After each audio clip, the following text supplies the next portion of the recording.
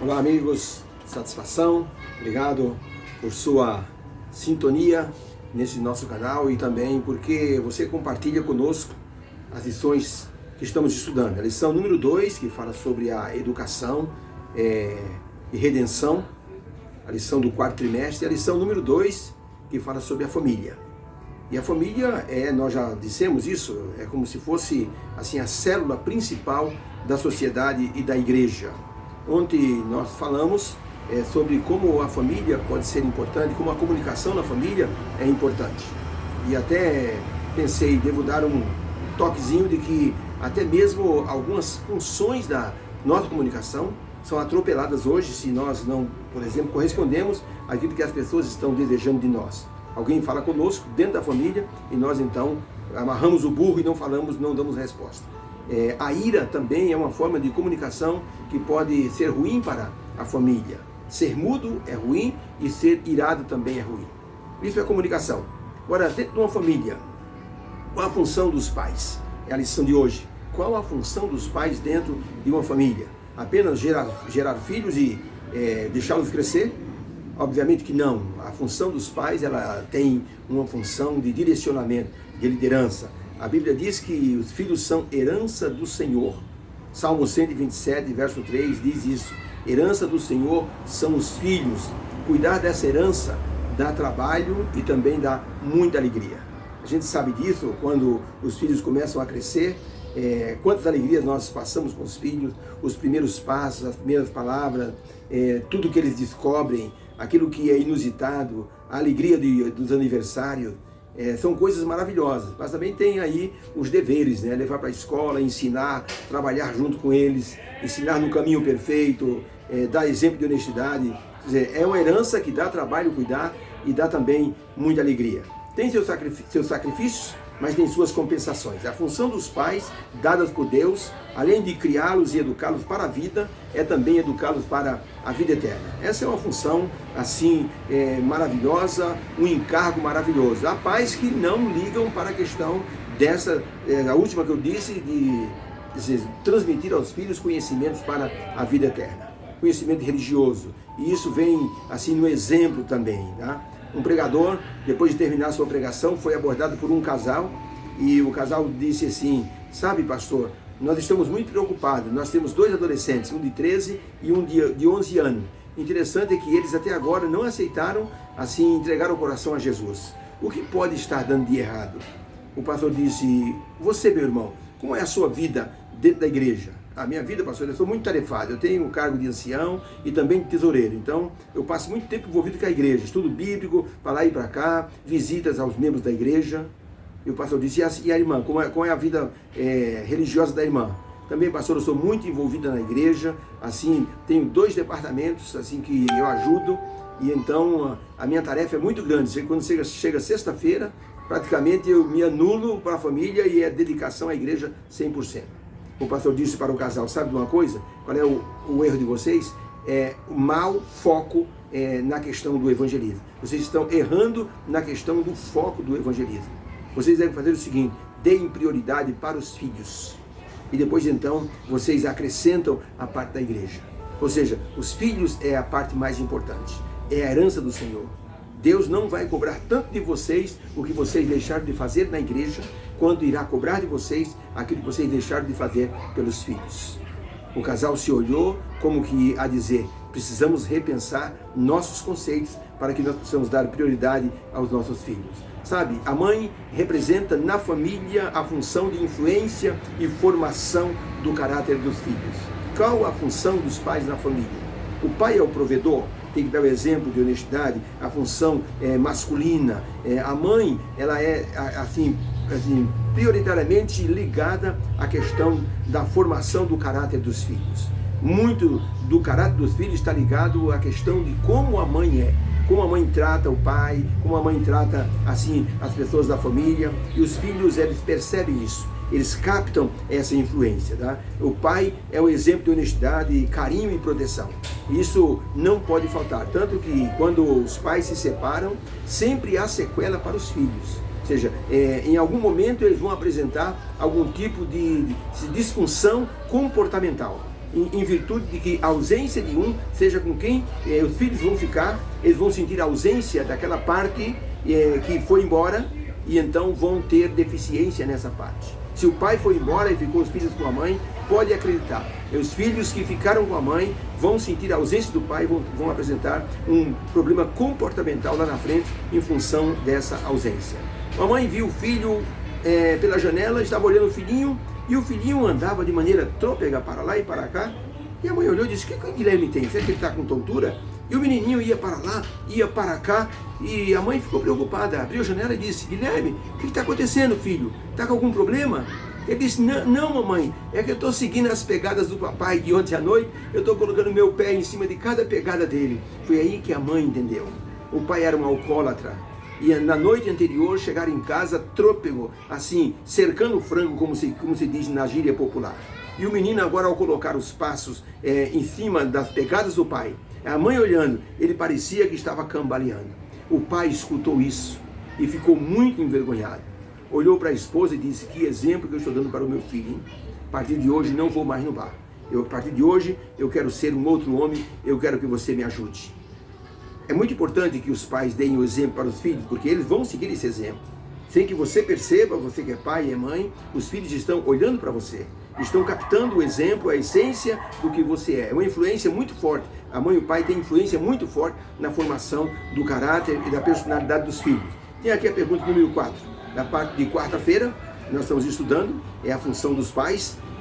Diz assim: que conselhos Deus dá a pais e mães através desses textos bíblicos? Aí então a lição mostra alguns textos bíblicos. Por exemplo, o primeiro texto bíblico, Efésios 5, 22 a 25, diz assim: vós mulheres, submetei-vos a vossos maridos como ao Senhor, porque o marido é o cabeça, ou a cabeça da mulher, como também Cristo é a cabeça da igreja, sendo ele próprio o salvador do corpo.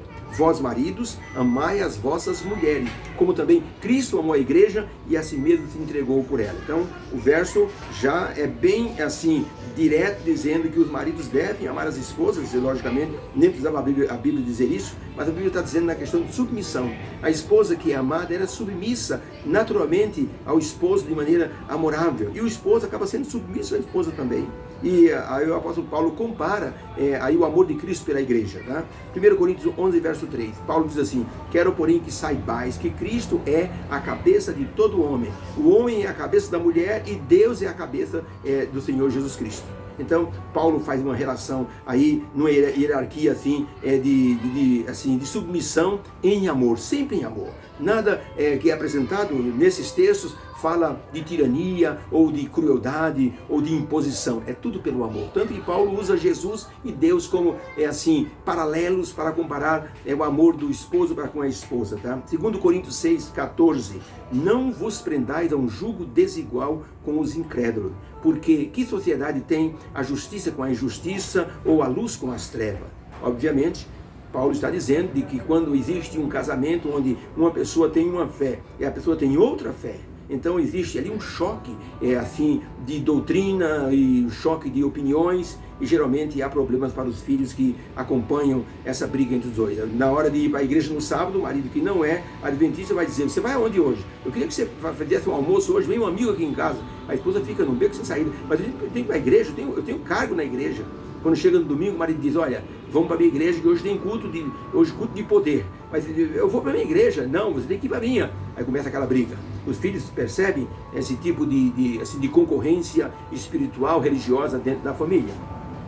Por isso Paulo diz: não vos prendai a um jugo desigual. E aí também está o fato de uma mulher crente, um homem crente, também se relacionar, manter um casamento com uma pessoa que não tem fé nenhuma. E o atrito vai estar formado. Romanos 13, verso 13 e 14, diz assim: andemos honestamente como de dia, não em glutonarias e bebedeiras, não em impundícias e dissoluções, não em contendas e inveja, mas revesti-vos do Senhor Jesus Cristo, e não tenhais cuidado da carne em suas concupiscências. O apóstolo Paulo está dizendo, para ter uma família perfeita, não dá para a pessoa viver, por exemplo, com mulherio por aí. Ou a mulher, por exemplo, sem estar ligada aos detalhes da casa, tá? Eu vou em festinha, eu vou isso, eu vou no baile da terceira idade, eu vou numa balada com os meus amigos, nós marcamos um encontro com os amigos de 20 anos, e sempre deixando a família do lado. Então Paulo disse, olha, glutonaria, bebedice, essas coisas de prostituição, assim, promiscuidade, não combina com um ambiente familiar, tá? Segundo Pedro 1, 5 a 7, e por isso mesmo vós, empregando toda a diligência, acrescentai à vossa fé a virtude se acrescenta a ciência você acrescenta o domínio próprio você acrescenta a perseverança você acrescenta a piedade você acrescenta a fraternidade você acrescenta o amor. Olha quantas coisas bonitas o apóstolo Pedro fala para que haja uma bênção na família. Todas essas virtudes nos fazem assim parecidos com Jesus Cristo. E é possível viver uma vida familiar assim, muito gostosa, feliz, dentro desses parâmetros que o apóstolo Pedro está dizendo. E finalmente, Filipenses 4, verso 8. Quanto ao mais, irmão, tudo que é verdadeiro, tudo que é honesto, tudo que é puro, tudo que é justo, tudo que é amável, tudo que é de boa fama, se alguma virtude há, nisso pensai. O apóstolo Paulo está nos aconselhando a termos uma mente limpa, uma mente saudável, né? Obviamente que vai aqui um conselho para que a violência, por exemplo, no lar, começa quando há desrespeito por essas regras que o apóstolo Paulo está dizendo. Pensai naquilo que é bom, naquilo que é puro, naquilo que é justo, tá? Muitas das coisas que acontecem dentro do lar podem estar assim envolvidos com uma pessoa que tem pensamento impuro, pensamento que é malicioso, tá? O marido olha, por exemplo, uma pessoa que chega em casa como visita, ele às vezes pode ser uma pessoa que tem uma tendência de malícia, e isso causa mal-estar. Às vezes eu conheço pessoas que a esposa vai dormir, ele fica com o controle da TV a cabo na mão e fica ali, coloca em canais proibidos, canais de adulto, e fica ali assistindo pornografia, tá? E de repente, quando ele ouve um barulho, ele muda de canal depressa e põe lá num filme e finge que está assistindo um filme, mas ele está assistindo coisa assim pornográfica, está abrindo assim a porta da casa dele para que possa os demônios entrar através desse tipo de situação. Então, o apóstolo Paulo recomenda, pensai naquilo que é bom, tudo que é honesto, tudo que é puro, tudo que é de boa forma, tudo que é justo, nisso pensai, diz o apóstolo Paulo, porque isso vai trazer alegria e felicidade, bem-estar, os anjos para dentro da casa, tá? Função dos pais. Qual é a função dos pais?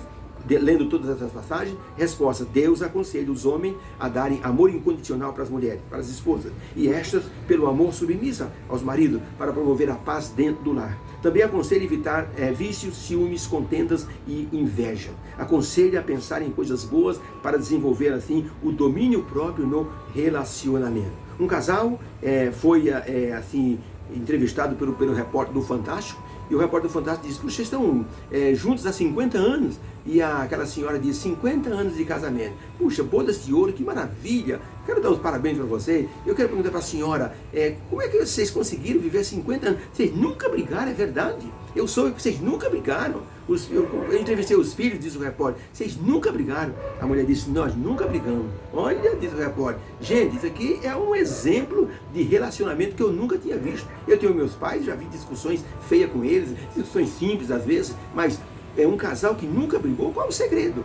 A esposa disse: sabe o que é? Quando nós casamos, nós alugamos uma charrete com uma éguazinha bonita, branca, né? Foi aquela coisa romântica. A gente saiu da igreja de charrete na direção ali do local onde a gente ia pegar um carro para ir para a lua de mel. E aquela charrete bonita, puxada por aquela égua branca, parecia assim um conto de fadas, coisa linda. No meio do caminho, não é que a égua tropeçou e caiu? Meu marido levantou, saiu do dentro da charrete e disse: levanta a égua. Ela levantou, mas deu uma empacada, e meu marido olhou para ela e disse: levantou o dedo e disse: entrou na charrete, andou mais 500 metros da égua, ela tropeçou de novo e ajoelhou, e o marido foi lá e disse: levanta a égua. A égua levantou e ele disse: 2. Andamos mais 100 metros, a égua de novo tropeçou. O marido foi lá e disse: égua, levanta. A égua não quis levantar. Ele pegou uma arma que ele tinha guardado ali e deu 5 tiros e matou a égua. Eu disse para ele: mas marido, você é doido? Como é que você mata a égua desse jeito? Ele olhou para mim e disse: nunca mais nós brigamos. Foi uma vida assim de amor durante 50 anos. Gente, O apóstolo Paulo está dizendo que a gente deve ter domínio próprio, tá? Para que nós possamos então viver bem, mas não precisa exagerar também, tá?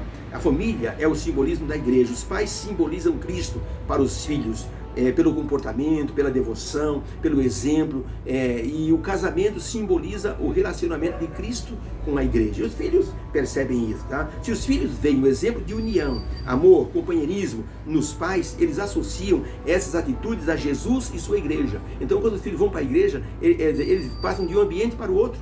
Veja, um pai foi surpreendido pelo filhinho que disse na frente do pastor: papai, por que o senhor não pede para o pastor para a gente morar aqui na igreja? O pai olhou e disse: filho, que é isso? Que pergunta? Para a gente morar na igreja? Papai, eu queria tanto que a gente morasse na igreja. O pastor disse: não, meu irmão, é que bênção. Seu filhinho gosta tanto da igreja assim. Por que você quer que a sua família more aqui na igreja? O menino disse: sabe o que é, pastor? É que aqui na igreja meu papai é tão bondoso, sabe? Ele fala com todo mundo, ele me abraça, ele beija a mamãe, ele nos trata tão bem. Então eu pensei, se a gente morasse aqui na igreja, a vida ia ser um céu, porque meu pai só é bonzinho aqui na igreja. O pai quase morreu de vergonha. Veja como os filhos percebem as coisas, né? Os filhos observam. O pai chegou na igreja com a família e disse, chegou com a família da igreja. Chegou, estacionou na garagem, olhou para a esposa e disse: mas que sermãozinho, água com açúcar que o pastor pregou hoje, hein? O menininho pequeno disse: papai, também com uma oferta de R$2, eu queria o quê? O bulhão pregando hoje? Aí o pai ficou corado de vergonha. O menininho deu uma resposta para ele à altura, né? Veja como os filhos nos observam. Ele observou que o pai deu R$2 de oferta e reclamou do tipo do sermão. Ellen White escreveu o seguinte em Meditações Matinais, 2002, página 62. Quando obedecermos, teremos famílias felizes. Ensinem os pais, os filhos, os mandamentos de Deus para sempre. E isso foi importante no tempo de Israel e é importante também em nosso tempo agora. Martinho Lutero dizia que os pais representam Deus para a criança e confessou o seguinte: Martinho Lutero, o pai dele era muito duro, muito assim, austero. E Martinho Lutero disse que tinha dificuldade de chamar Deus de pai, porque ele trazia a lembrança do pai dele muito duro, muito cruel. Então ele disse que tinha assim, dificuldade de chamar Deus de pai. Ele dizia, olha, Martinho Lutero dizia: eu defendo que a criança deve ser educada com disciplina. Mas uma coisa eu defendo também, pode usar a vara, pode usar ali o corretivo, mas tem que ter também uma maçã para dar de presente à criança quando ela fizer o bem, quando ela se comportar direitinho. Então, função dos pais: organizar a família, trazer a família em amor, ter comportamento adequado para que os filhos vejam Jesus no pai e na mãe. E assim o lar será feliz e nós poderemos comparecer perante Deus com a bênção de termos uma família guiada pelo Senhor e orientada pelos pais que estarão também sendo guiados pelo Espírito Santo. Deus abençoe a você e até amanhã na lição de quinta-feira.